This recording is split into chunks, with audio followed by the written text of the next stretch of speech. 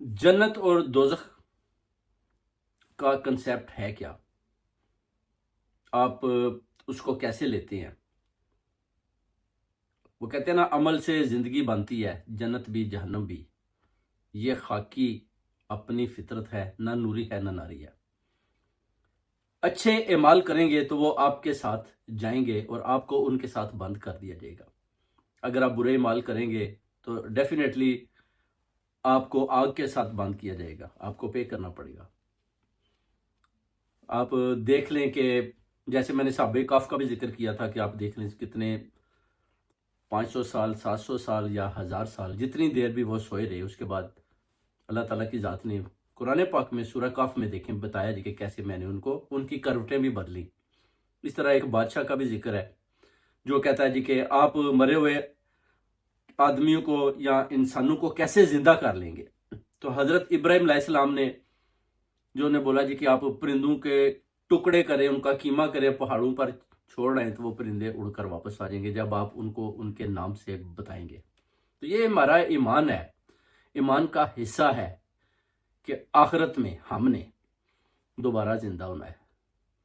تو ڈیفینیٹلی جیسے کہ اللہ تعالیٰ 7 جنتوں کی بات کرتا ہے کہ اس میں جناب خلد، دارالسلام، دارالاقرار، ماوا، اپنا نعیم، عدن اور فردوس، یہ 7 جنتیں ہیں جس کا اللہ تعالیٰ نے ذکر کیا۔ لیولز ہیں بیسیکلی 7۔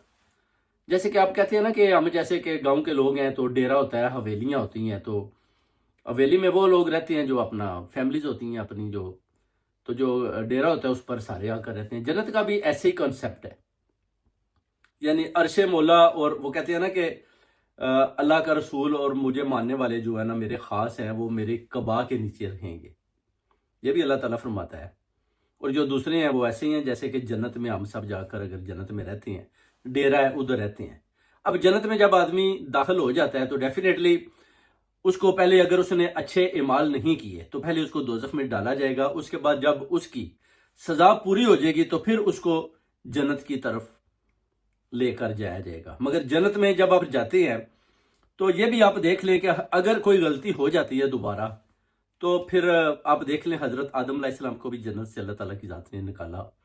آپ دیکھ لیں ہاروت اور ماروت کو بھی اللہ تعالیٰ کی ذات نے جنت سے نکالا، 200 فرشتوں کو بھی ساتھ نکالا۔ ابلیس جو ایک بہت بڑا جن تھا مگر اس کو فرشتوں کی صورت میں، یعنی فرشتے کی طرح اللہ تعالیٰ نے، کیونکہ وہ عبادت بڑی کرتا تھا، مگر جب اس نے ایک غلطی کی تو اس کو بھی نکال دیا۔ یعنی جنت میں اگر رہنا ہے تو پھر جو جنت کے